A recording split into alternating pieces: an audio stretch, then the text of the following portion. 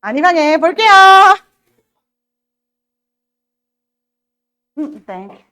얘들아 볼게요. 오늘 두 개 나갈 거거든요. 빛의 굴절이랑 빛의 입자성이랑 두 개 나갈 거라서 부지런히 나가고 마지막 교시에 문제풀이까지 해보도록 하겠습니다. 빛의 굴절 볼게요. 얘들아, 빛의 굴절에 대해서 이야기하기 전에 우리 앞전 시간에 배웠던 내용 다시 한 번 더 보자. 파동의 폭력은 어떻게 나타낼지? 파동의 폭력? 맞아. 파동의 폭력은 시간분의 거리이기 때문에 진행한 시간에 따른 진행한 거리이고 이때 파동은 항상 한 주기 동안 한 파장을 진행한다. T분의 람다로 나타냈고 또는 주기의 역수는 어떤 값이랑 같지? F, 진동수랑 같으니까 F 람다 이렇게 나타낸다라고 이야기를 했습니다. 자, 그럼 이때 파동의 폭력은 무엇에 의해서 결정이 된다라 그랬지? 언제 변한다 그랬지? 매질의 종류에 따라서 파동의 속력이 변한다라고 이야기했어. 같은 매질이면 모든 파동의 속력이 특정 파동의 속력이 같을 거고 매질의 종류가 달라지면 파동의 진행 속력도 변하더라라고 이야기했습니다. 파동의 진행 속력도 변하더라. 그러면 이때 어떤 파동이 진행을 하다가 다른 매질을 만난 상황에 대해서 이야기해 볼 거야. 파동은 우리가 지금 배우는 빛도 있고 물결파도 있고 줄의 진동도 있고 소리도 있습니다. 근데 빛으로 이야기를 해볼게 얘들아. 예를 들어서 빛이 공기 중에서 진행을 하다가 유리를 지나가게 되었다라고 이야기를 해보자. 공기에서 진행하던 빛이 공기와 유리의 경계면을 만난 거야. 서로 다른 매질의 경계면을 만나게 되면 당연히 어떤 일이 일어나냐면 일부는 튕겨져 나와, 되돌아 나와. 이걸 우리 두 글자로 뭐라고 할까? 맞아, 반사야, 그게 얘들아. 다시 원래 매질로 되돌아오기도 하고요. 또 일부는 뚫고 지나갑니다. 뚫고 지나가기도 하더라라는 거야. 그러면 다시 한 번 더. 파동이 진행하다가 다른 매질을 만나게 되면 일부는 되돌아오고 일부는 뚫고 지나가는데 되돌아오는 것을 반사라고 이야기하고 뚫고 지나가는 것을 굴절이라고 이야기를 할 거야.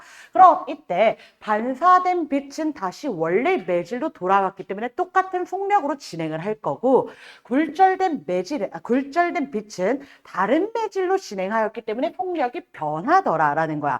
근데 얘들아 굴절되고 속력이 변한 게 아니라 조금 더 정확히 말하면 속력이 변해서 굴절을 하는 거야. 빛이 원래 진행 경로와 다르게 꺾여서 진행하기 때문에 우리는 굴절되었다라고 이야기하는데 이 굴절 자체가 속력이 변하기 때문에 그런 건데 속력의 변화가 어떻게 일어나는지 좀 보여드릴게요.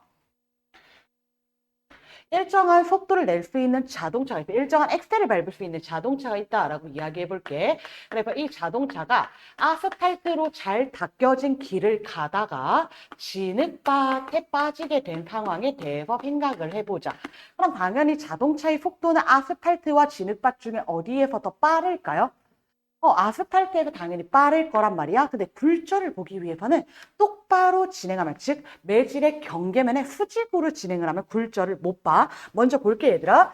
이렇게 자동차가 매질의 경계면에 수직으로 진행을 하게 되었다라고 이야기해보자. 그럼 아스팔트를 진행하다가 진흙밭에 진행하게 되었을 때 그냥 느려진 채로 그대로 진행을 할 거야. 꺾임이 없어. 굴절이 일어나지 않아. 그럼 굴절은 언제 일어나냐면 비스듬히 들어왔을 때야. 매질의 경계면에 비스듬히 자동차가 이렇게 들어오게 되었다라고 이야기를 해볼게. 그럼 자동차의 앞바퀴 이렇게 두 개 있는데 자동차 바퀴 A는 진흙밭에 도착하였고 자동차 바퀴 B는 아직 아스팔트를 달리고 있단 말이야. 그럼 이때 내가 엑셀을 부앙하고 밟았을 때 B가 이만큼 이동을 했다라고 해보자. B는 아스팔트에 있어서 이만큼 이동을 한 거야. 그럼 A는 이것보다 더 많이 이동할까 적게 이동할까 똑같이 이동할까? 더 적게 이동하겠지. 진흙밭에 빠졌기 때문에 더 느린 속력을 가졌기 때문에 그러면 B바퀴가 이만큼 진행하는 동안 A바퀴는 요만큼밖에 진행을 못했다는 거야. 그럼 자동차 바퀴가 분리되는 것이 아니라 이렇게 진행하던 자동차가 꺾이는 거야, 얘들아. 요렇게 꺾여서 이제 요렇게 진행을 하게 되었다. 이게 굴절입니다. 다시 한 번 더. 파동의 굴절이 왜 일어나냐면 매질의 종류에 따라 속력이 달라진단 말이야. 그럼 이 속력 변화에 따라서 경로가 변화하게 되는 거고 이 경로가 꺾이게 되는 현상을 우리는 굴절이다라고 이야기한다는 거예요. 이해됩니까?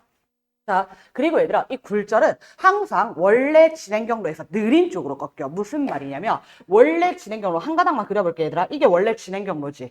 지금 원래 진행 경로에서 아래쪽으로 꺾였니? 위쪽으로 꺾였니? 아래쪽으로 꺾였지. 그럼 다시 말할게. 아스팔트 쪽으로 꺾였니? 진흙밭 쪽으로 꺾였니? 진흙밭 쪽으로 꺾인다는 거야. 반대로 가도 마찬가지야, 얘들아. 반대로 한번 가볼게. 자동차가 붕 갔어. 그러면 이번에는 B바퀴가 먼저 아스팔트에 도착하고 A바퀴는 아직 진흙밭에 있지. 그럼 A바퀴의 자동차가 그 진흙밭에 있는 A바퀴가 요만큼 갈 동안 아스팔트에 있는 B바퀴는 이만큼 가겠지요. 그럼 진행 경로 다시 이렇게 꺾이는 거지. 그럼 다시 한 번 더 얘들아. 이번에는 원래 진행 경로에서 다시 한 번 더 원래 진행 경로에서 위쪽으로 꺾인 거야? 아래쪽으로 꺾인 거야? 마찬가지로 아래쪽으로 꺾인 거야. 그럼 아스팔트 쪽으로 꺾였니? 진흙밭 쪽으로 꺾였니?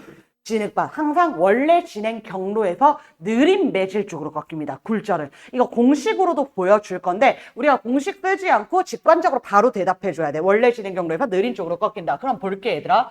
예를 들어서 한 번 더 매질 1과 매질 2가 있는데 속도가 1보다 2에서 더 빠르다라고 가정을 해볼게. 1보다 2에서 더 빠르다.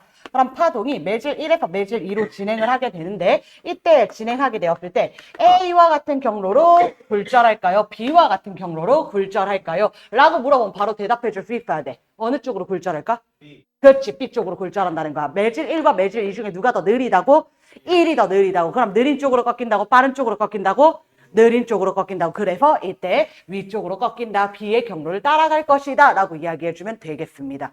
될까요? 이거 경로만 보는 문제들도 있어서 얘들아 계산하는 문제도 있지만 경로만 보는 문제에서는 그냥 느린 매질 쪽으로 꺾인다. 라는 것입니다.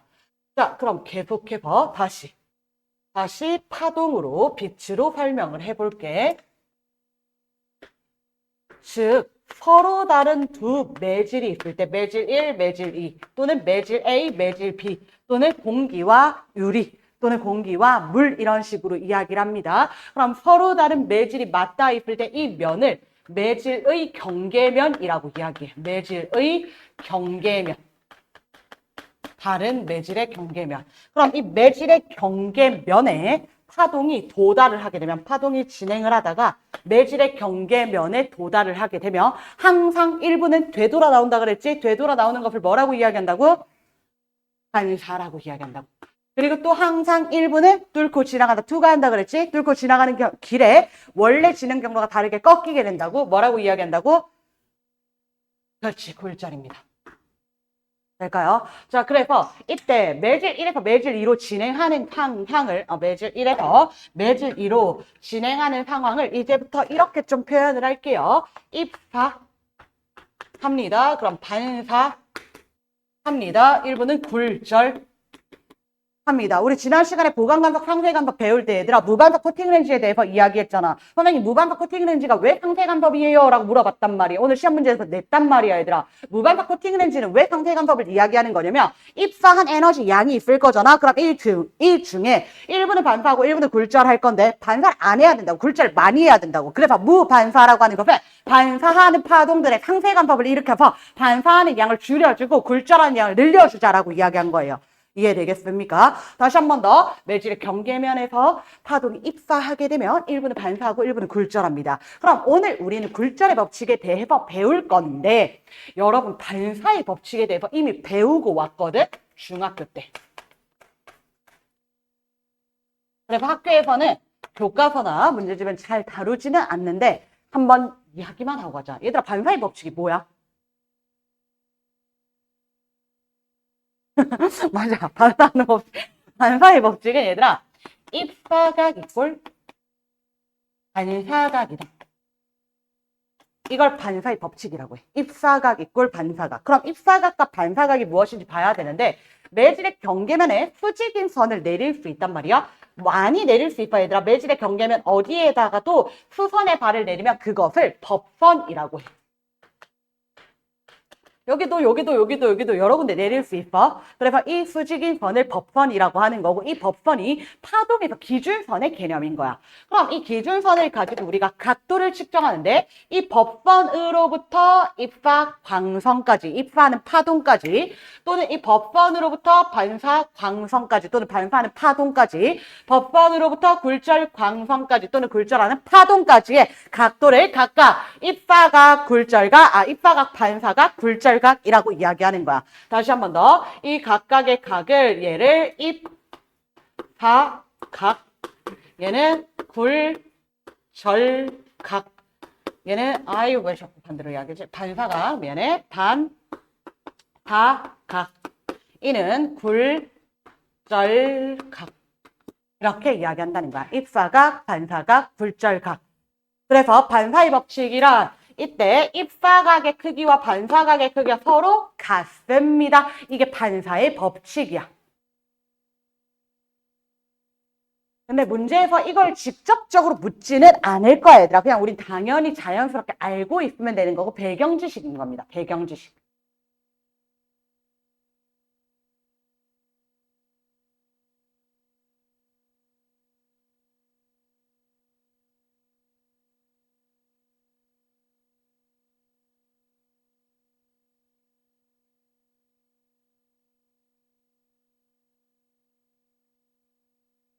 여기까지가 여러분의 배경 지식으로 있어야 되는 내용들입니다. 빠져있는 내용 있다면, 모르는 내용 있다면 해당 내용만 다시 한 번 더 정리해 주시면 되겠습니다.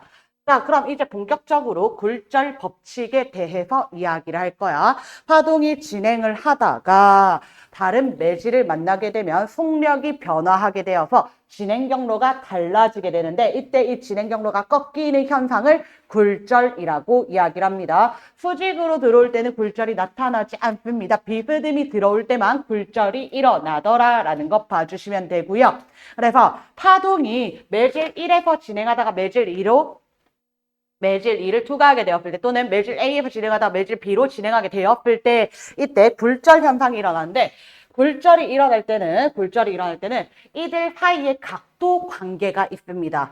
보통은 문제집이나 교과서에서는 입사각을 I라고 둡니다. 굴절각을 R이라고 두거든. 근데 선생님이랑은 이렇게 쓸게. 여러분들 문제 풀 때 이렇게 쓰는 게 조금 더 편합니다. 매질 1에서의 각도를 세타 1이라고 둘게. 매질 2에서의 각도를 세타 2라고 둘게.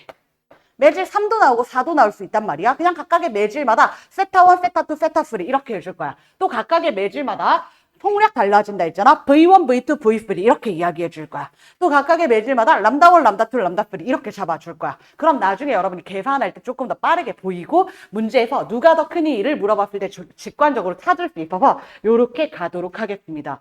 그럼 굴절이 일어날 때, 파동의 굴절이 일어날 때 이 각도 사이에 관계가 있더라라는 거야. 입사각을 세타라고 할 때 사인 세타 1과 굴절각을 세타 2라 할 때 사인 세타 2. 입사각의 사인각과 굴절각의 사인각 대비는 항상 일정하더라는 거야. 변하지 않는다는 거야.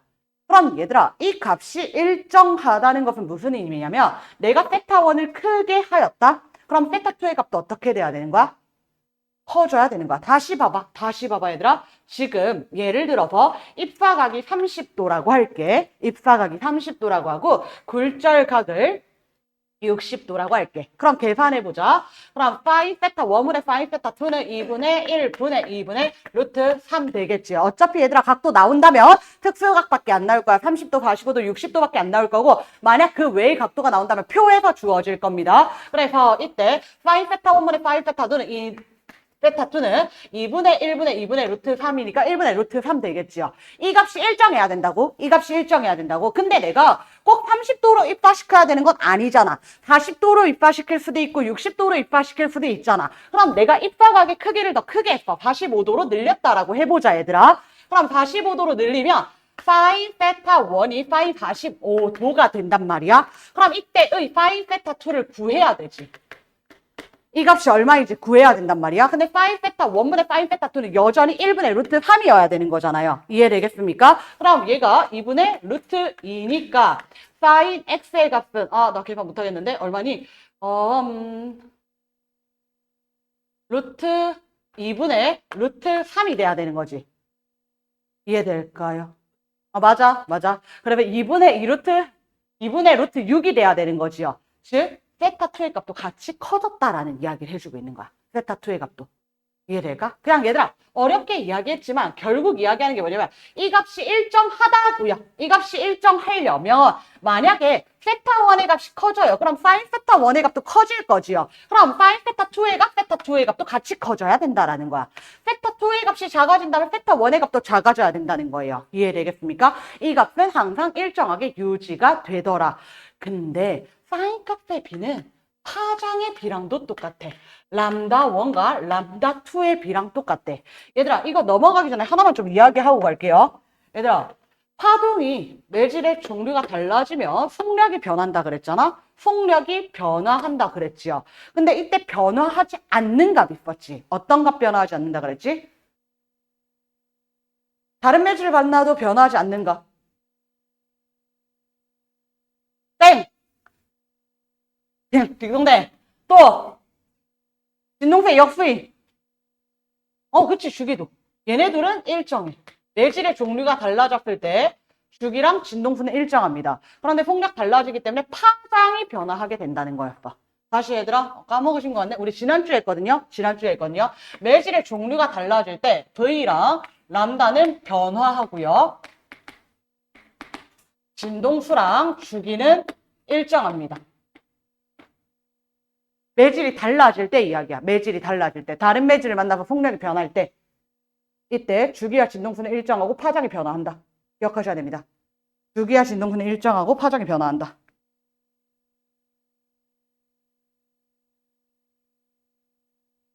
될까요? 다시 가보도록 하겠습니다. 그래서 이때 이 파인 값 대비랑 람다 값 대비가 똑같은데 왜 그런지 증명 한 번만 할게 얘들아. 학교에서 서답형 있다면 또는 수행평가 있다면 물어보기도 하는 내용입니다. 매질 1과 매질 2. 얘들아 그럼 이때 매질 1과 매질 2 중에 어디가 더 빠른 매질이게? 매질 1이야 2야. 원래 진행 경로에서 1쪽으로 꺾였어 2쪽으로 꺾였어? 매질 1쪽으로 꺾였어 2쪽으로 꺾였어? 2쪽으로 꺾였지. 그러면 2가 더 빠른 매질이야 느린 매질이야? 느린 매질 쪽으로 꺾인다 그랬지? 그럼 1과 2 중에 누가 더 빠른 매질이다? 1이 더 빠른 매질이다 라는 거예요. 1이 더 빠른 매질이다. 이건 바로 찾을 수 있어야 된다고 얘들아. 이거 그림 보자마자 매질 이쪽으로 꺾였구나. 매질 2가 더 느린 매질이구나. 매질 1이 더 빠른 매질이구나. 이건 바로 찾아줄 수 있어야 된다는 거야. 자 그러면 이때 왜 사인 값의 b랑 람다 값의 b가 똑같은지 이야기를 할 건데 법선 하나 그릴게요.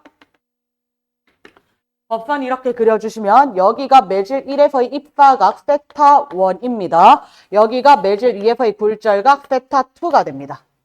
자 그럼 아까처럼 자동차 바퀴가 이렇게 굴러 들어오다가 다른 매질을 만나서 이렇게 꺾이게 된 상황이다 라고 생각해 주시면 됩니다.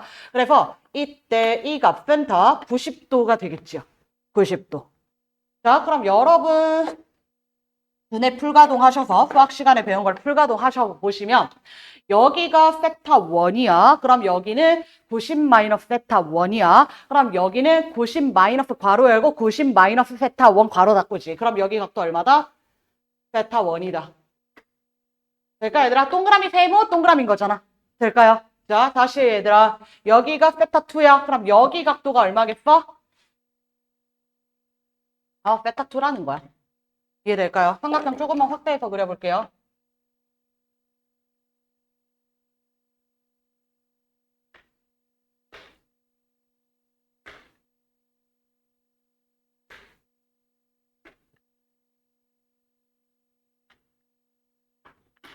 여기가 지금 세타 1이고요. 여기가 세타 2입니다.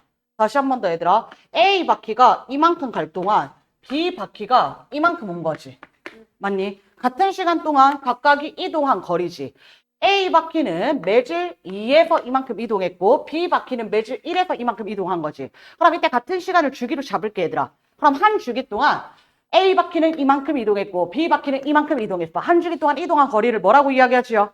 파동이 한 주기 동안 진행한 거리 뭐지요? 그렇지, 파장입니다. 그러면 이때 바퀴 2는 매질 2에서 한 주기 동안 이만큼 이동했어. 람다 2야. 다시 바퀴 B는 매질 1에서 한 주기 동안 이만큼 이동했어. 람다 1이야. 이해되겠습니까? 자, 이만큼을 람다 1이라고 보고 이만큼을 람다 2라고 보겠다는 거야. 같은 시간 동안 진행한 거리의 B니까 파장의 B랑 똑같다는 거예요. 그럼 나는 지금 sin 세타 1과 sin 세타 2 사이의 관계를 볼 건데 sin 세타 1은 여기를 x라고 둘게. 그러면 x분의 람다 1이야. 다시 한 번 더. sin 세타 2를 나타내 볼게.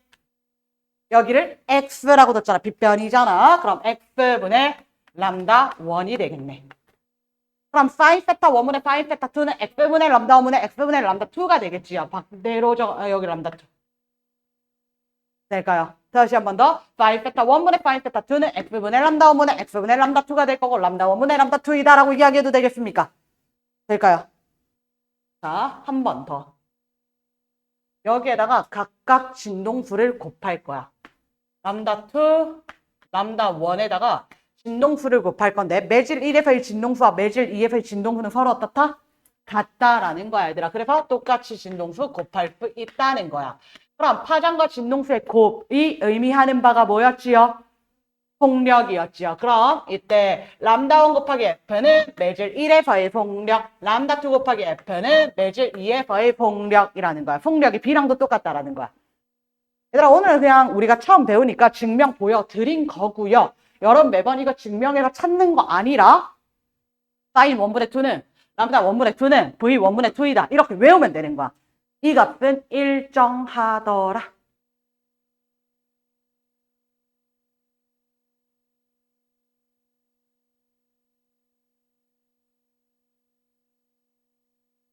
될까요?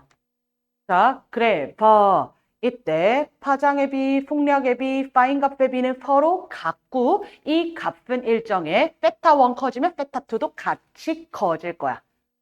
될까요? 마지막 파동이 세 번째 파동이 굴절할 때 파동의 폭력과 파장 변한다. 하지만 진동수랑 주기 일정하다. 이거 한 번 더 강조 드립니다. 강조 드립니다. 자, 그리고 얘들아, 이제 굴절률이라는 표현을 배울 건데 굴절률이라는 개념은 어디에서 나왔냐면 빛의 폭력은 언제 제일 빠르다 그랬지 우리? 빛의 폭력은 진공에서 제일 빠르다 그랬지. 빛은 매질이 필요 없는 파동이기 때문에 진공에서 제일 빠르고 그 다음 기체, 그 다음 액체, 그 다음 고체 순서로 느려진다라고 이야기했습니다. 그래서 우리 진공에서 빛의 폭력을 C라고 표현을 해요. C. 여러분 질량 에너지 등가 원리, 그러니까 별의 내부에서 핵융합 반응이 일어날 때 질량 결핍은 일어난다. 이때 발생한 에너지는 E는 MC 제곱이다 했을 때 그 C야. 진공에서 빛의 폭력인데, 자 그럼 진공에서의 빛의 폭력을 C라고 하자. 그리고 어떤 특정 매질에서의 빛의 폭력을 V라고 하자. 그럼 얘들아 C랑 V 중에 누가 더 클까?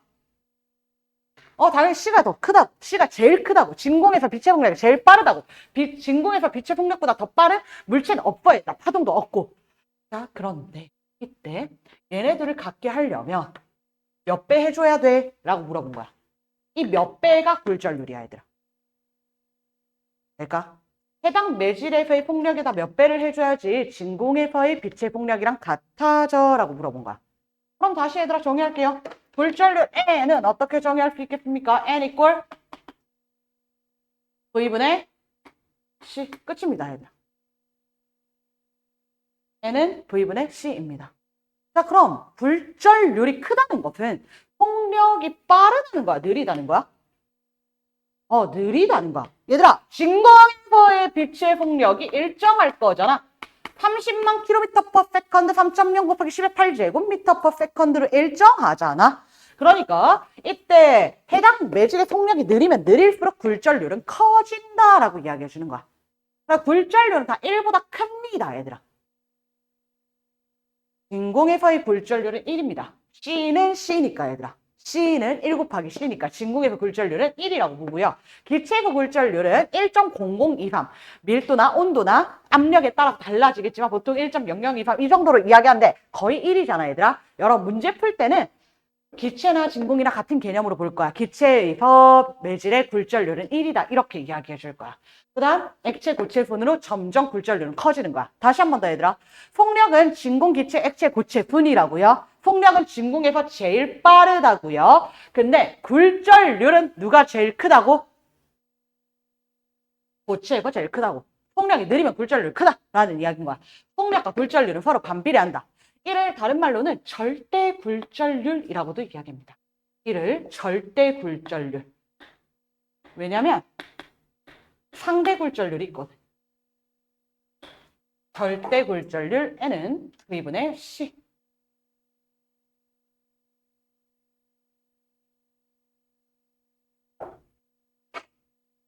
그럼 굴절 법칙에 대해서 이제 진짜로 이야기를 해볼게.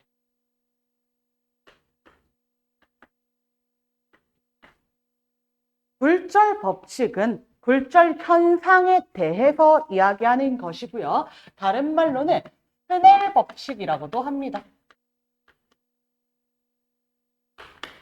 스넬 법칙 내지는 굴절 법칙 같은 표현입니다. 스넬 법칙, 굴절 법칙. 그래서 굴절률과 속력 사이의 관계식을 나타내는 게 굴절 법칙이야. 그래서 상대 굴절률이라고도 이야기하는데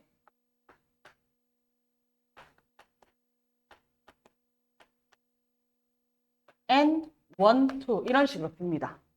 또는 NAB 이런 식으로 써요. 아래 첨자로. 이거 우리 상대속도 할 때도 이렇게 썼잖아. VAB. 그럼 이 의미가 뭐냐면 매질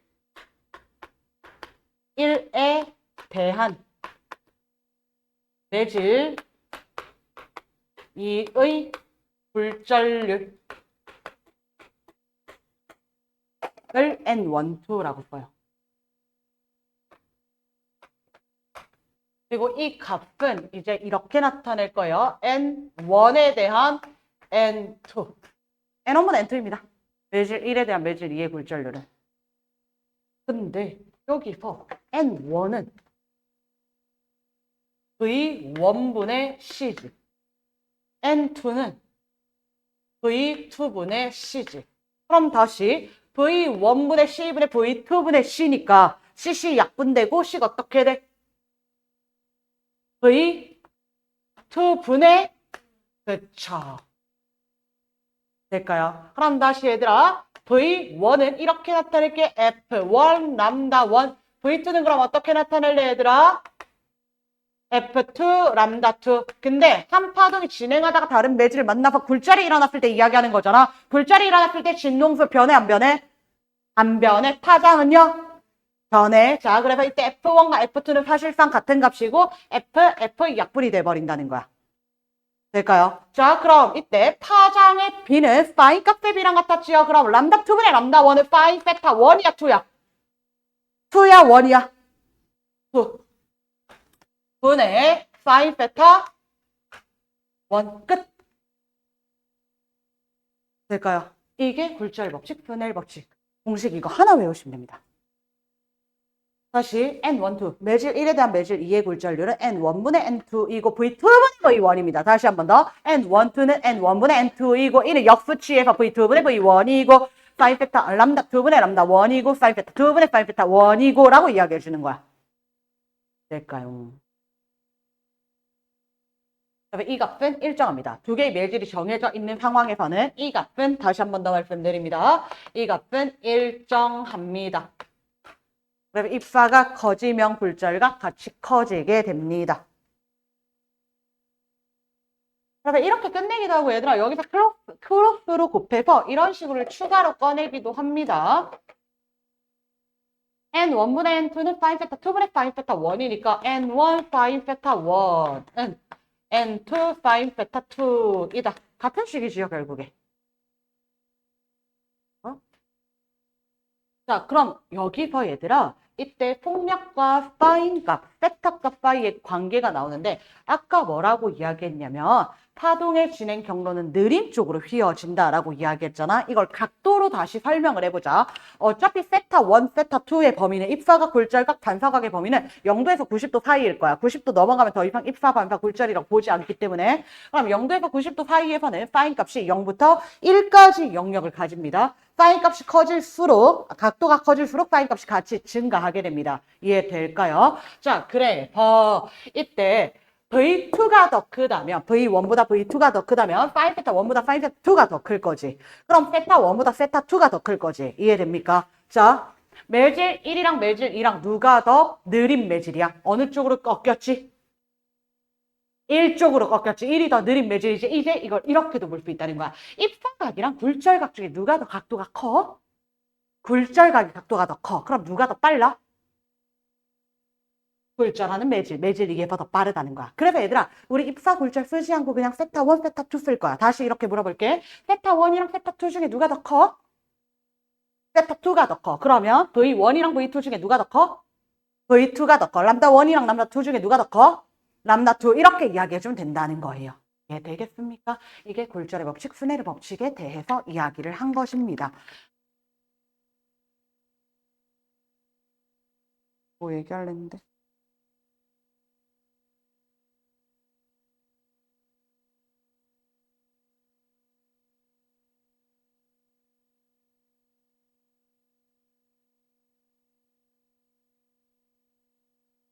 깜짝같이 까먹었네. 뭐 하나 말해줄랬는데. 아, 쉬는 시간 아니었어. 쉬는 시간 아니었는데요. 아니야, 쉬는 시간 아니었는데. 아, 쉬었다 할게요, 얘들아. 그냥 뭐 말해주고 싶었는데 까먹어서. 아, 뭐였지? 어,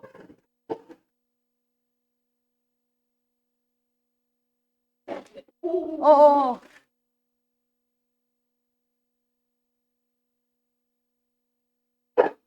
얘들랑 계속 볼게요. 그래서 스네르 법칙, 굴절의 법칙 이용할 건데 이때 우리가 세타 1, 2를 계속 쓰는 이유가 하나 더 있거든. 무슨 이야기를 할 거냐면 파동이 매질 1에서 세타 1으로 입사해서 매질 2로 세타 2로 굴절을 했다라고 이야기할게. 다시 30도로 입사해서 60도로 굴절했다라고 할게. 그럼 반대로 매질 2에서 60도로 입사를 한 거야. 매질 2에서 매질 1을 향해서 60도로 입사를 하게 되면 매질 1에서 굴절각 몇 도 될까? 얘들아, 이렇게 왔지. 그럼 반대로 가면 똑같이 간다는 거야. 역으로 가도. 이해될까? 다시 한 번 더. 매질 1에서 30도, 매질 2에서 60도지. 그럼 반대로 매질 2에서 60도, 매질 1에서 30도인 거야. 사실 입사와 굴절은 중요하지 않아. 어떤 두 매질을 붙여놨느냐에 따라서 이들의 비는 정해질 거잖아. 왜냐면 결국에 사인 세타 1분의 사인 세타 2는 V1분의 V2이다라고 이야기했지. 그럼 V2분의 V1은 사인 세타 2분의 사인 세타 1일 거지. 정해진 값이라는 거예요. 되겠습니까? 그래서 항상 세타 1, 2로 계산하도록 하겠습니다. 자, 마지막 다 왔습니다. 여러 가지 매질에서 빛의 속력과 굴절률 사이의 관계를 살펴볼 건데요. 세 가지 생각을 해보자. 공기에서 물로, 공기에서 유리로, 공기에서 다이아몬드로 진행하는 세 가지 경우 살펴보겠습니다.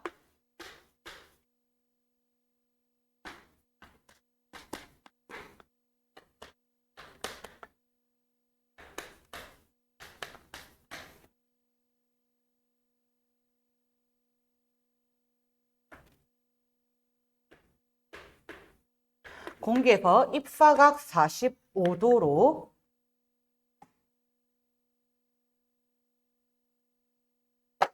공기에서 입사각 45도로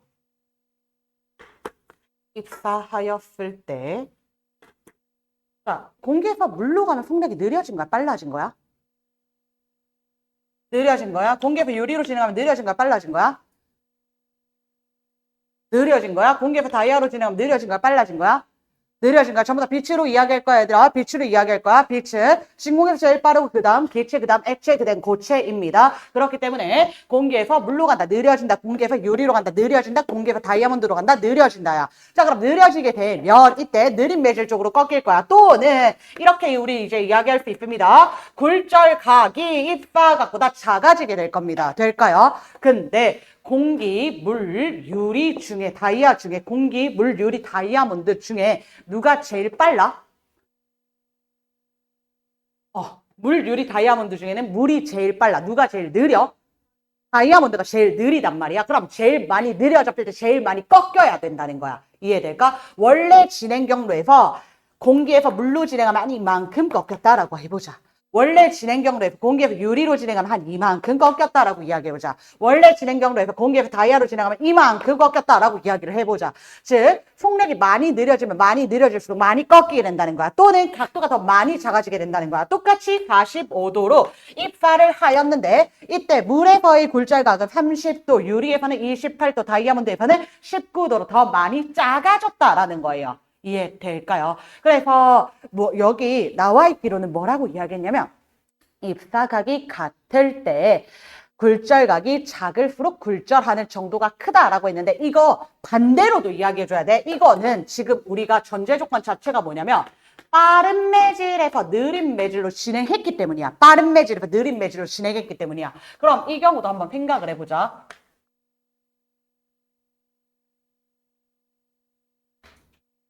이번에는 다이아에서 진행해.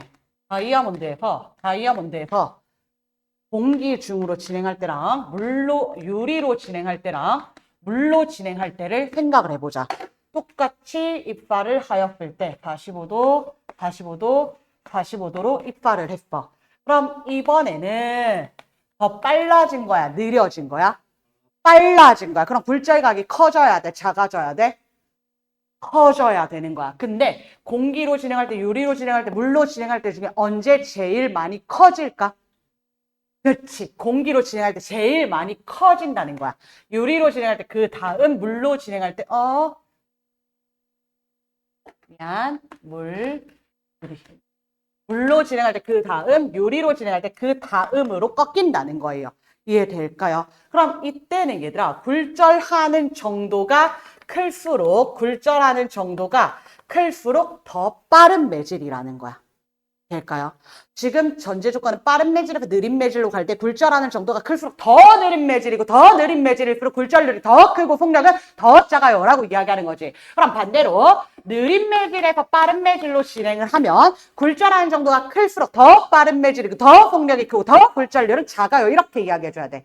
이해될까요? 오케이, 좋습니다. 그래서 조금 광범위하게 이해해 주셔야 됩니다. 반대의 상황도 이해를 해 주셔야 됩니다. 그래서 지금 나와 있는 예시는 빠른 매질에서 느린 매질로 진행할 때 굴절각 작을수록 굴절하는 정도가 큰 것이고 굴절하는 정도가 클수록 속력이 더 많이 느려진 것이다. 속력 차이가 클수록 굴절 정도 크다라는 거 기억해 주시면 되겠습니다. 여기까지 될까요? 좋아요. 자, 그 다음 이 페이지 이제 넘어가서 볼록 렌즈 보도록 할게요. 자, 볼록 렌즈는 말 그대로 볼록한 렌즈, 오목 렌즈는 오목한 렌즈. 그래서 우리는 볼록 렌즈만 볼 건데요. 볼록 렌즈는 애초에 이렇게 두 개의 원에서 이렇게 작동합니다. 볼록 렌즈 이렇게 되는 거야. 오목 렌즈는 이렇게 만들어지게 되는데 우리 얘만 다를 거야. 근데 볼록 렌즈는 빛을 모으는 성질이 있어? 퍼뜨리는 성질이 있어? 모으는 성질. 너네 볼록 렌즈로 개미 안 죽여봤어? 안 태워봤어? 안 해봤어 그거? 아 그건 진짜 안 해봤나 보네. 나도 안 해봤어 얘들아. 자, 볼록 렌즈로 종이 태우잖아. 볼록 렌즈로 태양빛 아래에 오랫동안 가만히 있게 되면 빛을 모아서 한 점이 밝아지면서 한 점이 태워지게 된단 말이야. 그래서 볼록 렌즈의 빛을 모으는 성질이 있어. 왜 그런지 볼게. 자, 일반적으로 우리가 존재하는 공간은 공기 중이다라고 볼 거야. 진공 중에 존재하지 않으니까. 그리고 렌즈는 유리로 만들 거고요. 다시 공기입니다. 그럼 실제로는 매질의 경계면이 두 번이야. 렌즈를 통과하는 매질의 경계면이 두 번이거든. 근데 우리가 작도를 할 때는 한 번만 꺾인다라는 가정을 할 거야. 근데 일단 정석대로 보여드릴게요. 자, 빛이 공기에서 유리로 이렇게 진행을 했어. 자, 근데 볼록 렌즈잖아. 공면이 공률이란 말이야. 공률이란 말이야. 그래서 우리가 매질의 경계면을 찾기 위해서 해당 지점에다가 접선을 그립니다. 그럼 이게 매질의 경계면이 되는 거고, 이 매질의 경계면의 후직인 선을 뭐라고 이야기한다고? 그렇죠. 법선이 됩니다. 왜냐면 이렇게 일직선이면 바로 우리가 입사가 굴절각이 보일 거고 각도가 커졌는지 작아졌는지 어느 쪽으로 휘어졌는지 보이는데 공률일 때는 헷갈릴 수가 있어가지고 경계면 그려주고 시작을 할 거야. 자, 그러면 공기에서 유리로 빛이 진행하게 되면 속력이 느려지는 거야? 빨라지는 거야? 느려지는 거야. 그럼 각도가 커져야 돼? 작아져야 돼? 작아져야 돼. 얘들아, 각도의 기준선이 법선입니다. 각도가 작아진다는 건 법선에 가까워져야 된다는 거야. 그럼 원래 진행 경로에서 더 법선에 가까워지게끔 진행을 한다는 거야. 그리고 나서 다시 매질의 경계면 만납니다. 그럼 이 매질의 경계면에서 또 이렇게 접선을 그립니다. 그럼 이 접선의 수직인 선을 다시 뭐라고 이야기한다고? 법선이라고 이야기할 거야. 그럼 이번에는 유리에서 진행을 하다가 공기 중으로 빠져나가는 거지. 그럼 매질의 진행 속력이 빨라집니까? 느려집니까? 빨라집니다. 그럼 매질의 진행 속력이 빨라진다는 건 각도가 커집니까? 작아집니까? 커집니다. 원래 진행 경로보다 법선이랑 더 멀어져야 된다는 거지. 한 번 더 꺾이게 됩니다. 이해될까요? 반대편에서 해도 똑같아, 얘들아. 파동이 이렇게 진행하다가 매질의 경계면에서 꺾이게 되고 또 꺾이게 돼서. 그래서 빛을 모으게 되더라 라는 이야기를 하는 겁니다. 오목렌즈는 반대의 원리로 빛을 퍼뜨리게 되더라 라고 이야기할 거야. 근데 우리가 작도할 때는 어떻게 작도를 하실 거냐면요. 이 경계면마다 굴절이 일어난다 라고 그리지 않을 거고요. 그냥 이 가운데서 요렇게 꺾인다 라고 이야기할 거야. 될까요? 이렇게 가정하고 풀 거야, 얘들아. 이렇게 가정하고 풀 거야. 되겠습니까? 오케이, 좋습니다. 그래서 볼록렌즈에서 광축이라고 하면 이 볼록렌즈의 정가운데 이 볼록렌즈의 정가운데 안 맞나? 볼록렌즈의 정가운데 여기를 광축이라고 한단 말이야. 그래서 광축과 나란하게 즉 평행하게 빛들을 입사시켜 보면 이 빛들이 모두 다 한 점을 무조건 지나게 돼. 한 점을 무조건 지나게 되는데 이 점을 뭐라고 하냐면 초점이라고 이야기할 거고 기호로는 F로 나타낼 거야. 초점이라고 이야기하고 기호로는 F로 나타낼 거고 이때 이 렌즈의 중심으로부터 초점까지의 거리를 초점 거리라고 이야기하고 스몰 F로 나타낼 겁니다. 될까요? 자, 그래서 이때 볼록렌즈는 다시 한 번 더 볼록렌즈는 빛의 굴절을 이용하여 빛을 모은다. 가운데가 두껍다 라는 이야기 해주고 있고요. 볼록렌즈의 초점의 특징입니다. 첫 번째, 볼록렌즈의 광축과 나란하게 입사한 빛은 무조건 어디를 지난다? 초점을 지난다. 그리고 반대로 렌즈의 중심에서 초점까지 반대는 아직 안 났다. 렌즈의 중심에서 초점까지 거리를 초점거리라고 합니다. 그래서 초점이 두 개야, 얘들아. 볼록 렌즈를 애초에 어떻게 만들었냐면 두 개의 원을 가지고 만들었다라고 이야기했잖아. 그래서 초점이 양쪽에 있다. 렌즈를 기준으로 양쪽에. 다시 보여드릴게요.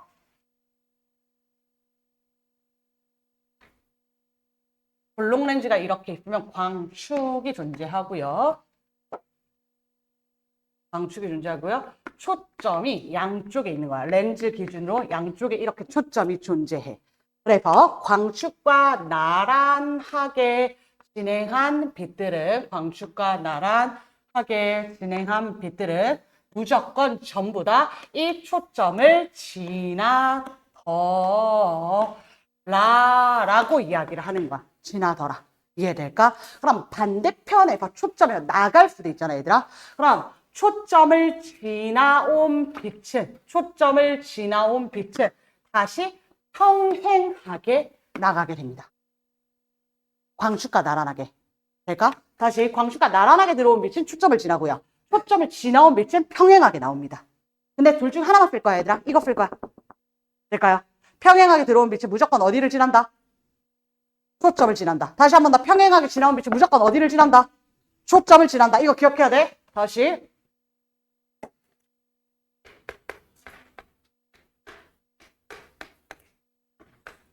볼록렌즈에서 우리가 첫 번째, 작도할 때 첫 번째로 쓸 개념은 평행하게, 광축과 나란하게입니다, 얘들아. 평행하게, 광축과 나란하게 들어온 빛은 무조건 초점을 지납니다.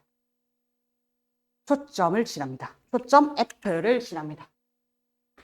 이게 첫 번째 선인 거야. 첫 번째 선. 왜냐면 우린 지금부터 작도를 할 거거든, 얘들아. 상이 어디에 맺히는지를 확인을 할 거란 말이야. 그럼 상이 어디에 맺히냐면 이 점들이, 이 빛들이 모이는 하나의 점에 상이 맺혀. 그럼 두 개의 선이 필요해. 두 개의 선. 두 개의 선만 찾으면 되거든. 어차피 세 개를 그리나 네 개를 그리나 다섯 개를 그리나 무조건 하나의 점에 만날 거야. 그 점에 상이 맺히는 거고. 근데 우리가 그 위치를 찾기 위해서는 두 개의 광선만 잘 그려주면 무조건 찾을 수 있다는 거예요. 두 개의 광선만 그려주면. 자, 그러면 첫 번째는 평행하게 광축과 나란하게 진행한 빛은 초점을 지난다. 요게 첫 번째입니다. 그 다음 계속 가겠습니다. 광선 추적법. 이 방금 이야기한 렌즈를 지나는 빛의 여러 경로 중에서 대표적인 경로, 그 중에 하나가 평행하게 진행한 빛은 초점을 지난다입니다. 경로 중에서 대표적인 경로로 상의 크기와 위치를 찾는 방법이다. 이때 볼록렌즈의 상의 위치와 크기를 찾을 수 있다. 첫 번째, 광축과 나란하게 진행한 광선은 굴절후 초점을 지난다. 그 다음 두 번째, 초점을 지난 광선을 다시 광축과 나란하게 진행한다. 그 다음 세 번째 쓸 거예요, 얘들아. 선생님 세 번째 쓸 거예요. 렌즈의 중심은 직진. 렌즈의 중심을 지나간 빛은 무조건 직진합니다.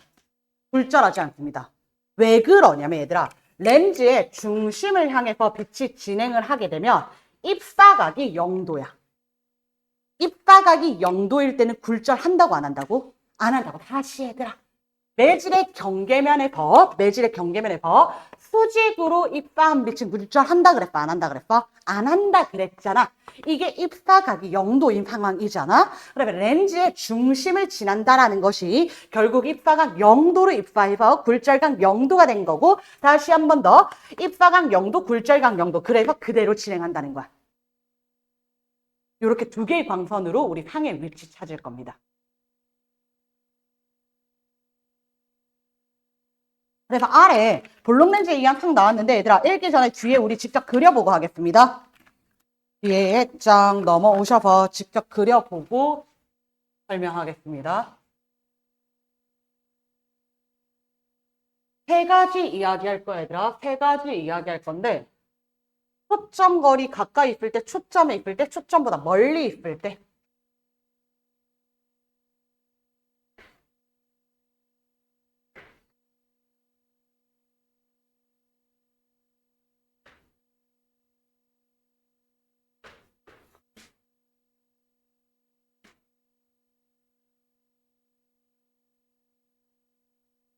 드락쌤은 이과잖아. 예술적 감각이라고는 1도 없잖아. 그림을 못 그려. 아, 볼게. 그러니까 양쪽에 초점이 이렇게 존재해. 양쪽에 이렇게 초점이 존재해.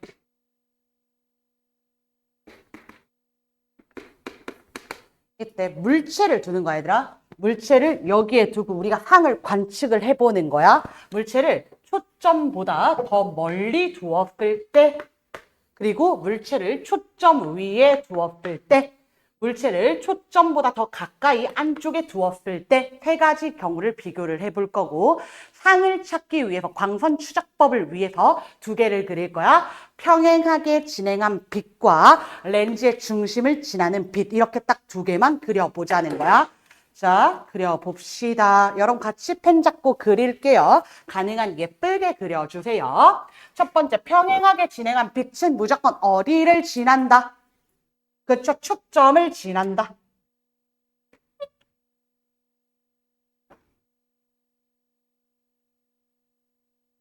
그리고 두 번째, 렌즈의 중심을 지나간 빛은 그대로 진행을 한다.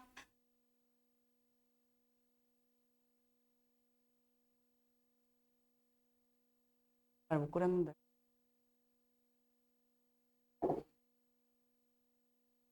나보다 예쁘게 그려.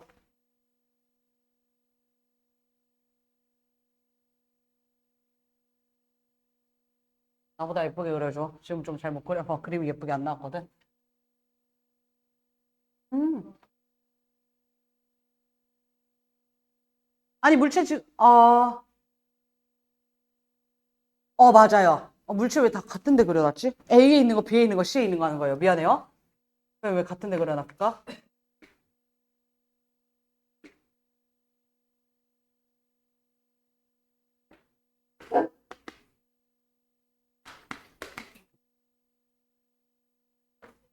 물체가 A에 있는 상황부터 다시.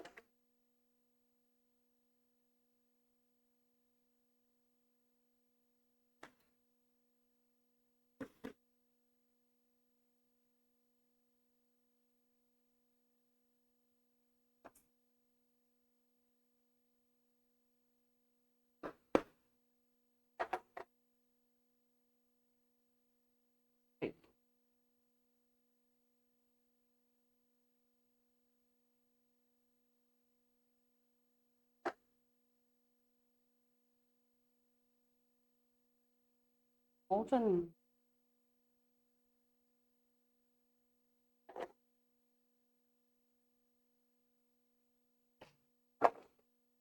자, 그럼 얘들아, 만나는 하나의 지점이 나왔나요? 나왔나요, 여러분도?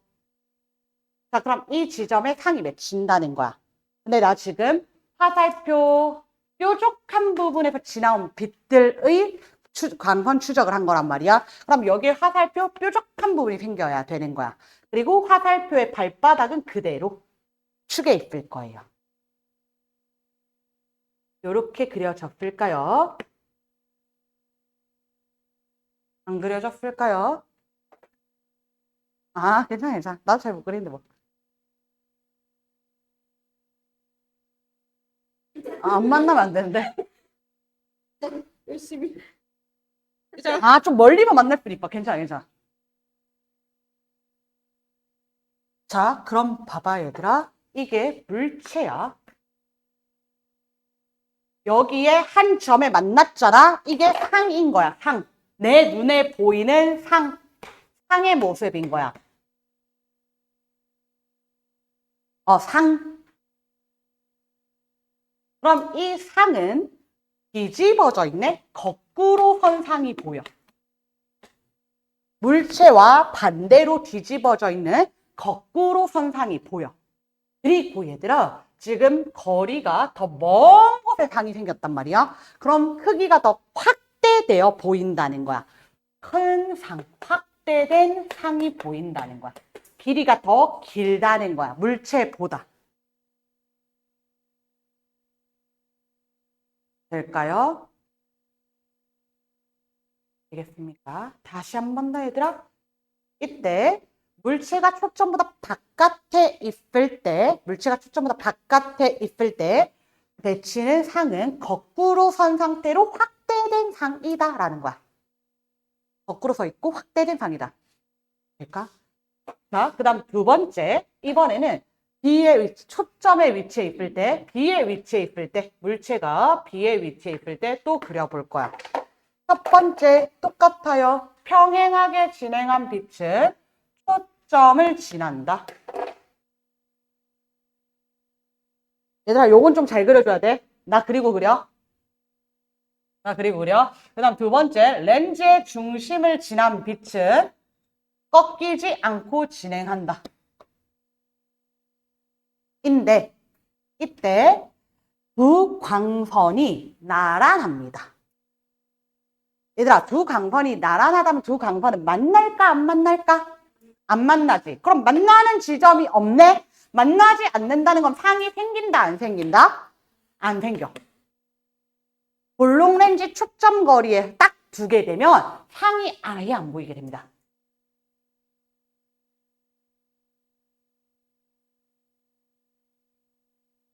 평행하게 나와야 돼, 얘들아. 학교에서 얘들아, 너네가 서술형 시험이 있고 시험에 서술형이 포함되거나 아니면 수행평가가 아직 남아있거나 한 경우에 학교 선생님이 작도 문제 출제하실 수는 있는데 웬만하면 안 내실 거야. 채점하기가 더럽게 힘들어서. 웬만하면 안 내실 건데 혹시 몰라서 한 번만 연습해두면 크게 어려운 내용은 아니라서. 그 다음 마지막. 초점보다 더 안쪽에 있을 때야. 똑같아. C의 위치에 있을 때 평행하게 진행한 빛은 초점을 지난다. 그리고 렌즈의 중심을 지난 빛은 그대로 진행한다. 선생님 이번에도 만나요? 안 만나요? 안 만나요. 두 광선이 멀어지고 있잖아. 맞습니까? 근데 얘네는 억지로 만나게 할 수가 있어. 뒤로. 뒤로. 연장을 시켜. 그럼 만나는 점 여기 있지. 상이 여기에 생긴다는 거야. 그럼 이때 생기는 상은 바로 현상이 생겨. 그리고 원래 물체의 크기보다 더 크기가 큰 확대된 상이 생겨. 그런데 얘들아, 아까 초점 거리보다 더 바깥에 있을 때는 실제로 두 광선이 만났지. 실상이라고 해. 근데 지금은 실제 두 광선이 만났어? 아니지. 광선의 연장선이 만났지. 이때를 허상이라고 해. 허상이라고 해. 안 돼. 안 돼. 잘못 그린 거야. 아니야. 나는 렌즈가 없지만 너넨 렌즈가 있잖아.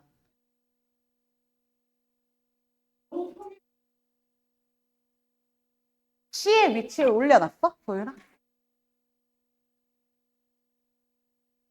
너무 평가지고 너무 안 좋아. 너무 평행 아니에요?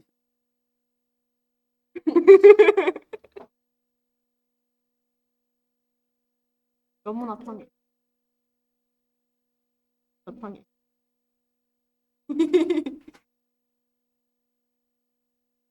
살짝 이렇게 그려. 감사합니다. 혹시 안 나오신 분 손? 다 나오셨어요?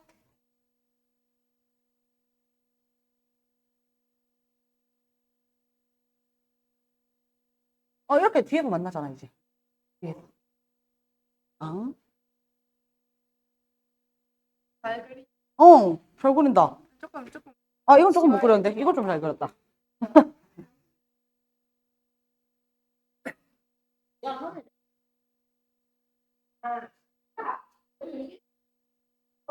연장선. 초점을 잘못 지나갔구나. 실제로 보여요. 보이긴 뭐야. 우리는 실상과 허상을 우리 눈으로는 구분할 수 없어, 얘들아. 신기루도 허상이야.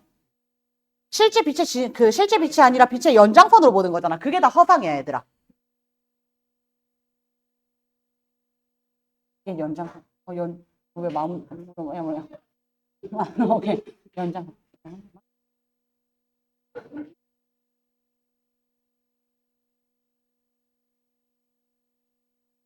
여기에 탕을 넣게. 이렇게. 그러면 물체를 내가 여기에다 그랬어. 여기다가 연장선에가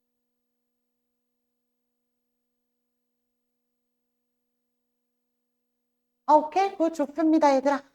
자, 그럼 정리하자, 얘들아. 정리하자. 너네가 못 그릴 걸 대비해서 4페이지에 그림 다시 그려놨습니다. 4페이지 볼게요. 자, 4페이지 볼게요. 얘들아, 4페이지에서는 5가지 경우로 나눴는데, EF까지 넣어놨습니다. EF는 특수한 상황이거든. 봐봐. 얘들아, EF라고 하는 건 초점거리 2배 있을 때를 이야기합니다. 초점거리 2배 있을 때.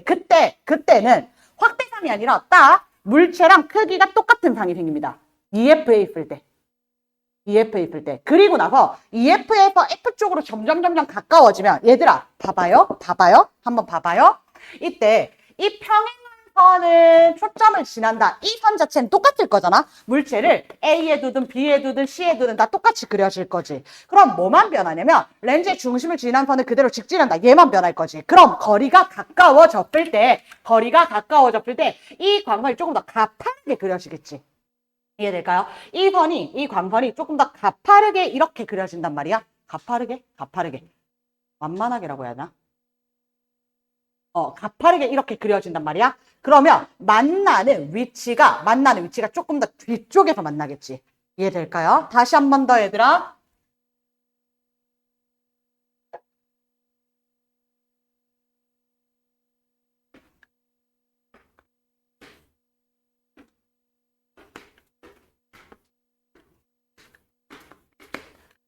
물체를 여기에다 이렇게 줄을 세워 놓는단 말이야. 이렇게 세워 놓는단 말이야. 그럼 물체를 세워 놨을 때 첫 번째 광선은 다 똑같이 그려져. 평행하게 진행한 광선은 초점을 지난다는 다 똑같이 쓸 거야. 공통된 광선을 쓸 거야. 그럼 두 번째 광선, 렌즈의 중심을 지난 광선은 이때 그대로 직진한다만 바뀌는 거잖아. 그럼 이때랑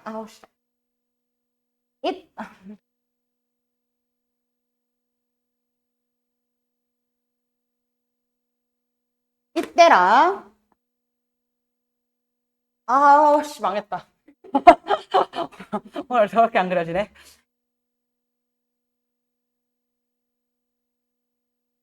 너보단 잘해야지. 이때랑 비교를 해볼 건데, 큰 자리 하나 가져올 거야.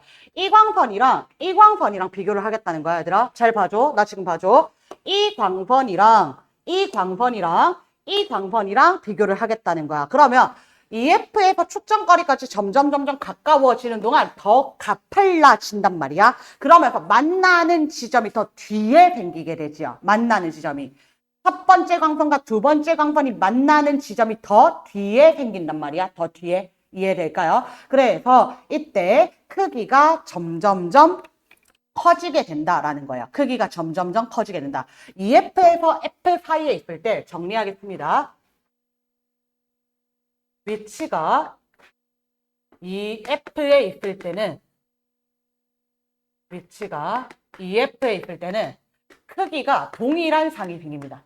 같은 크기의 상이 생깁니다. 근데 위치가 EF보다는 작고 F보다 클 때는 확대상이 생깁니다. 근데 F 쪽으로 올수록 크기가 점점점 커진다는 거야. F 쪽으로 올수록. 그리고 다시 얘들아, 위치가 F, 즉 초점거리에 있을 때는 상이 생기지 않는다는 것입니다. 다시 마지막, X가 이번에 F보다 더 작을 때, 초점거리 더 안쪽에 있을 때는 마찬가지로 확대상이 생기게 됩니다.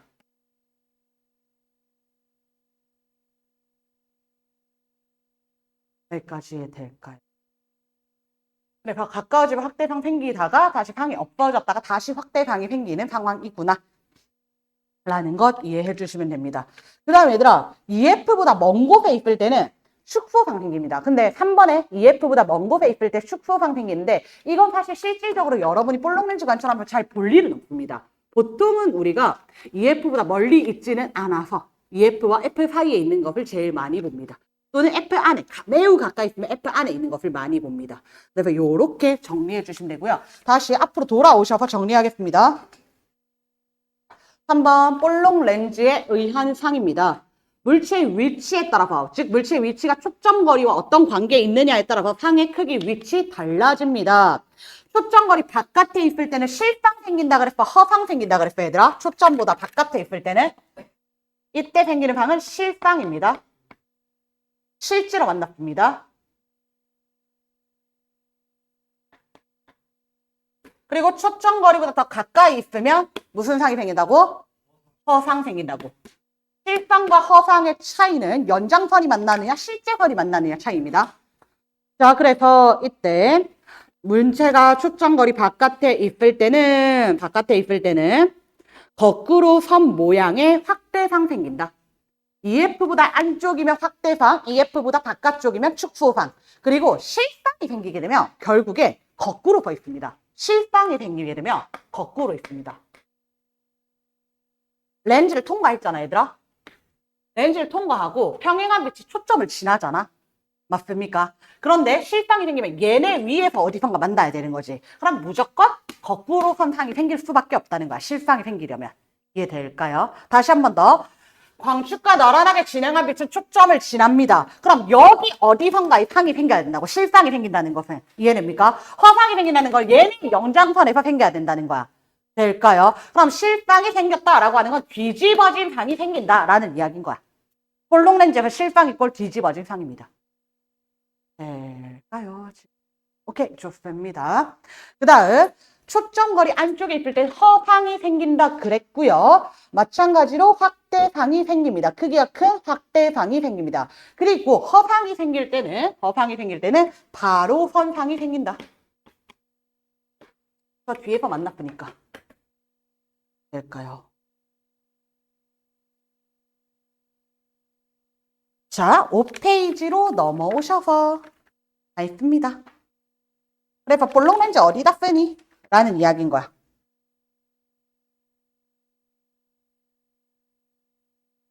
첫 번째, 망원경이나 현미경입니다.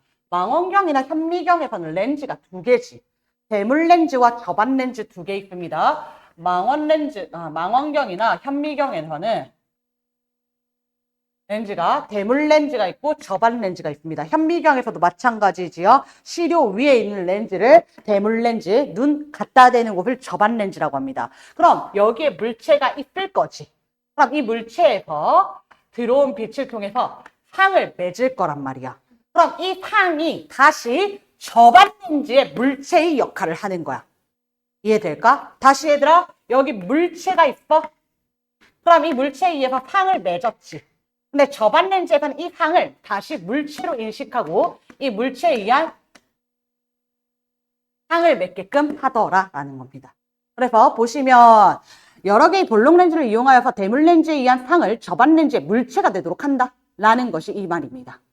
대물 렌즈의 상이 저반 렌즈의 물체가 되도록 한다. 그리고 크게 확대한다. 얘들아, 이때 우리가 저반 렌즈 갖다 댔을 때는 가까운 위치에 상이 맺힌단 말이야. 가까운 위치에 물체를 두는 것이란 말이야. 그래서 여기서는 허상입니다. 허상. 볼록 렌즈 이용하는 거 대부분 허상입니다. 근데 너네 허상인지 실상인지 구분 못해? 될까요? 그 다음 두 번째, 돋보기입니다. 돋보기는 보통 우리가 확대할 때 쓰지요. 확대할 때 씁니다. 그래서 한 개의 볼록 렌즈로 구성되어 있으며 가까이 있는 물체이니까 마찬가지로 초점거리 안쪽에 있을 때 허상 만들어줍니다. 그래서 바로 선상 만들어지지요. 그 다음 VR, 내부의 작은 디스플레이에 표시된 이미지를 볼록 렌즈로 확대하여서 눈앞의 가상의 큰 화면입니다. 마찬가지로 허상입니다. 근데 얘들아, 여기까지 다 허상이거든. 마지막 빔 프로젝터.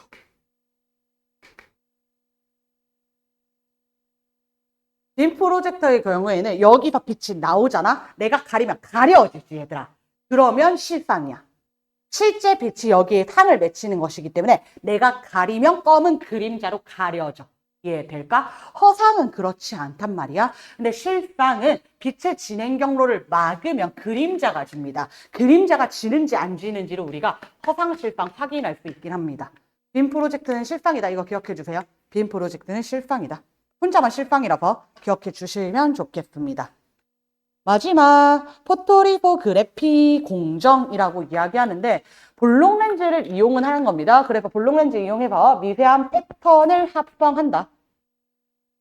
그래서 볼록 렌즈는 축소된 실상을 맺을 수 있단 말이야. 언제 축소된 실상 맺어 얘들아? 초점거리 안에 있을 때, 밖에 있을 때?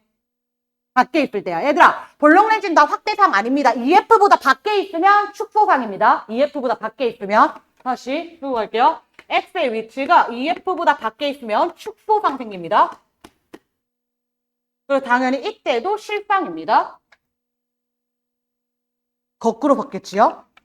그래서 이때 볼록 렌즈는 축소된 실상 맺기 때문에 이 현상을 활용하여서 반도체 공정에서 정밀한 포자 회로를 구현할 수 있다. 디스플레이 공정에서 방막 트랜지스터를 만들 수 있다. 라는 이야기 해주는 겁니다. 끝입니다. 자, 그리고 너무 짧지 않아?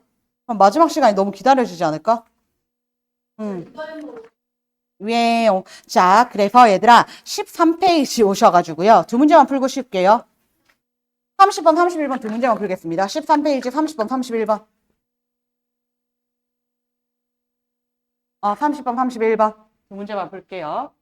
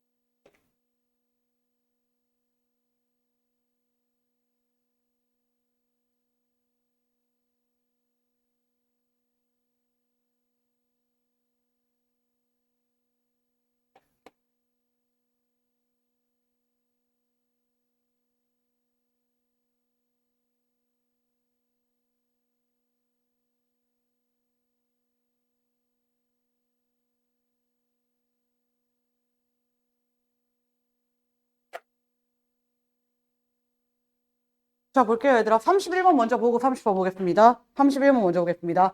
31번에 가능한 경우를 모두 골라라 라고 이야기했는데 이때 똑같이 느린 배질로 꺾여야 된다라는 이야기를 하는 거야. 두 강선이 똑같이 느린 배질로 꺾여야 된다라는 거예요. 먼저 첫 번째 기억번 보겠습니다. 기억은 A에서 B로 진행하거나 B에서 A로 진행하는데 먼저 B에서 A로 진행하는 경우 볼게요. 입사각 0도입니다. 그래서 여기 경계면에서는 골절각 0도로 진행을 하는 거야. 자, 그럼 이때 매질의 경계면의 수직인선 법선 그려보면 원래의 진행 경로에서 법선에서 멀어졌잖아요. 그럼 굴절각이 커진 거잖아요. 이해될까요? 그래서 이때 이 광선을 통해서 우리가 알 수 있는 것은 뭐냐면 B에서의 각도보다 A에서의 각도가 더 크다는 거야. 그럼 B에서의 사인 값보다 A에서 사인 값이 더 크다라는 이야기라는 거고 B에서의 속력보다 A에서 속력이 더 크다라고 이야기한 거야. 여기까지 이해될까요? 자, 그리고 두 번째 강판 다시 체크합니다. 두 번째 강판의 진행 경로를 보았더니 사실 어차피 똑같이 역주행하기 때문에 어느 경로를 보셔도 상관은 없습니다. 이렇게 보도 되고 이렇게 봐도 된다는 거야. 그럼 다시 여기서 매질의 경계면 또 그려줄게요. 매질의 경계면 그려주시면 매질의 경계면에서 법선 그립니다. 법선. 그러면 B에서의 각도가 A에서 각도보다 더 크지요. 이해됩니까? B에서의 각도가 A에서 각도보다 더 크니까 이때는 세타 B가 세타 A보다 크다라는 거야. 그럼 된다는 거야? 안 된다는 거야? 안 된다는 거야. 둘이 같아야 된다고. 이해될까요? 위에 노란 광선에서는 각도가 B보다 A가 더 컸잖아. 근데 파란 광선에서는 각도가 B가 A보다 크다는 거야. 그럼 얘는 이루어질 수 없다, 실존하지 않는다라는 이야기를 해주는 겁니다. 그 다음 두 번째 보도록 하겠습니다. 가능한 것만 골라라. 맞지요?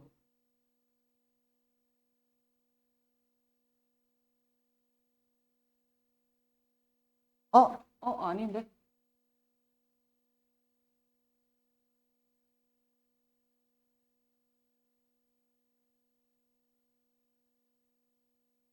반대로 말한 것 같은데. 아, 미안해. 왜 이렇게 그랬지? 한 번만 더 할게. B, A인데 법선이 이렇게 그려지니까 법선이 이렇게 그려지니까 아니네. 법선에 가까워졌네요. B일 때. 미안합니다. B에서의 각도가 마찬가지로 A에서 각도보다 더 작습니다. 법선에 가까워졌네요. 미안합니다. 그렇기 때문에 둘 다 B에서 작네. 이 경로 가능하구나 라고 이야기하는 거야. 기억됩니다. 자, 그 다음 두 번째 니은 보도록 하겠습니다. 같은 방식으로 찾을 거야. DC 비교하는 건데 똑같이 법선 그리고 보도록 하겠습니다. 법선 그려주는 거야. 그럼 얘들아, 각도 어디에서 더 커? C가 더 큽니까? D가 더 큽니까? 이때? 보조선 하나 그려주시면 됩니다. 뭐가 됐든 보조선 하나 더 그려주시면 됩니다. 그럼 C랑 D 중에 누가 더 큰 거야? D가 더 큰 거야. D가 C보다 크다. 그럼 다시 여기서도 마찬가지로 연장만 그려서 그려주시면 됩니다. 그럼 D랑 C 중에 누가 더 크다? 이때는 C가 더 크다. 그럼 가능합니까? 불가능합니까? 불가능하다. 리은은 안 돼요. 될까요? 연장만 그려주시면 됩니다. 마찬가지로 D급 보겠습니다. 이때 법선 그려줄게요. 경계면에 fu지긴선, 경계면에 fu지긴선, 법선 그려주시고요. 이때 각도 보시면 F랑 E 중에 각도 어디에서 더 큽니까? E에서 더 크지요? 얘들 아니면 그 연장선 그려주세요. 보조선 그려주세요. 이때 F보다 E가 더 큽니다. 다시 아래쪽에서 마찬가지로 나타내 보시면 F랑 E 중에 어디에서 더 큽니까? F가 각도 더 큽니다. 그럼 가능합니까? 불가능합니까? 불가능 디귿도 안 돼요. 마지막 리을 보겠습니다. 리을에서 보시면 똑같이 법선 그려주시고 각도 G랑 H 중에 누가 더 큽니까?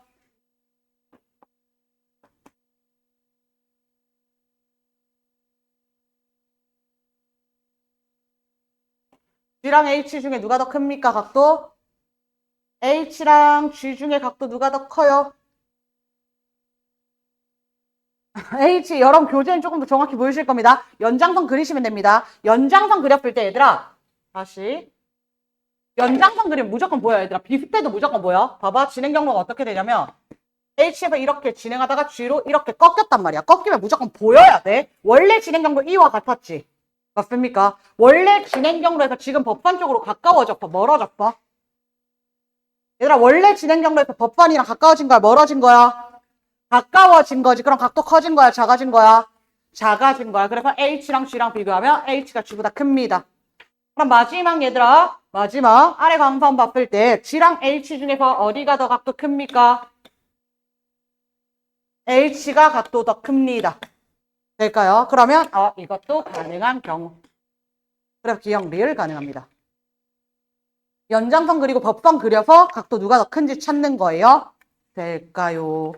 자, 그래서 이 문제 같은 경우는 대소관계 비교하시는 거는 아니고요. 대소관계 비교하는 정확한 값을 찾는 건 아니고요. 대소관계만 비교해주면 되는 겁니다. 대소관계. 마지막 30번 볼게요, 얘들아. 30번 가, 나다 세 가지 너무 있는데 가에서는 입사각 30도, 굴절각 60도라고 합니다. 그 다음 나에서는 입사각을 35도로 늘렸더니 굴절각이 60도가 되었다라고 이야기합니다. 지금은 A에서 입사하여서 B로 굴절할 때 다시 A에서 입사하여서 B로 굴절할 때 A에서 입사하여서 다는 C로 굴절할 때입니다. 될까? 자, 그럼 얘들아 A에서 B로 진행할 때 보시면 각도가 어디에서 더 커? 각도가 A에서 커, B에서 커? 얘들아, 30도가 커, 60도가 커? 그럼 A에서가 커, B에서가 커? B에서 각도 더 크지요. 그러면 이때 각도가 A보다 B가 더 크다는 것은 속력이 A보다 B가 더 빠르다라고 이야기 바로 해주시면 됩니다. 한 번 더 얘들아. 다해서 볼 건데 A에서 C로 진행을 한단 말이야. 각도가 A에서 커, C에서 커? C에서 더 크잖아? 그럼 속력이 A에서 빨라, C에서 빨라? C에서 빨라. 그런데 얘들아, 그럼 이제 우리가 B랑 C 중에 누가 더 큰지 봐야 된단 말이야. B랑 C 중에 누가 더 큰지. 근데 보시면 30에서 60으로 굴절한 거랑 35에서 60으로 굴절한 거랑 누가 더 많이 굴절한 거야? 가랑 다 중에 가에서 더 많이 굴절한 거지. 더 각도 차이가 많이 나니까. 그럼 가에서 더 많이 빨라졌다는 거지. 따라서 이때 속력 비교해 주시면 또는 각도 비교해 주시면 A가 제일 작고 그 다음 C, 그 다음 B이다. 라고 찾아줘야 된다는 거야. 이해되겠습니까?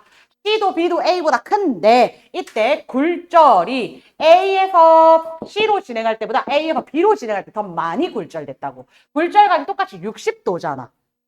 될까요? 근데 입사각이 30도, 35도란 말이야. 그럼 반대로 생각해도 돼. 얘들아, 반대로 역주행도 가능하다 그랬잖아. 그러면 A에서 B로 진행할 때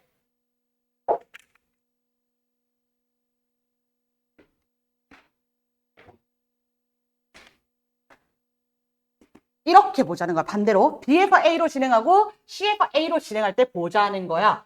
똑같이 입사각이 60도래. 똑같이 입사각이 60도 같은데? 60도란 말이야. 근데 B에서 A로 진행할 때는 굴절각이 30도가 되었어. 근데 B에서 C로 진행할 때는 굴절각이 35도가 되었잖아. 그러면 이때 덜 꺾인 거잖아요. 되겠습니까? 덜 느려진 거라는 거야. 얘가 더 느려진 거라는 거야. 그래서 B가 제일 빠르고 그 다음 C, 그 다음 A 순이다. 이것만 찾으면 문제는 끝납니다, 얘들아. 문제 보겠습니다. 기억번. 굴절률은 B가 C보다 작다. 얘들아, 속도 누가 더 빨라? 속도 B랑 C 중에 누가 더 빨라?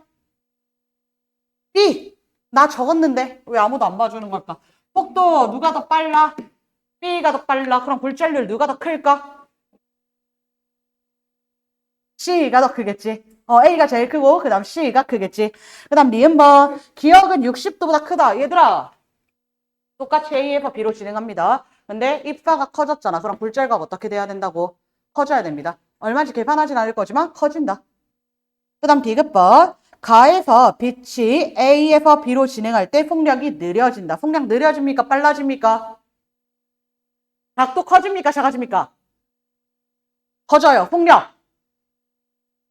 얘들아, 각도가 커지면 사인값 커진 거고 속력이 빨라진 거고 파장이 길어진 거고 굴절률이 작아진 거라고.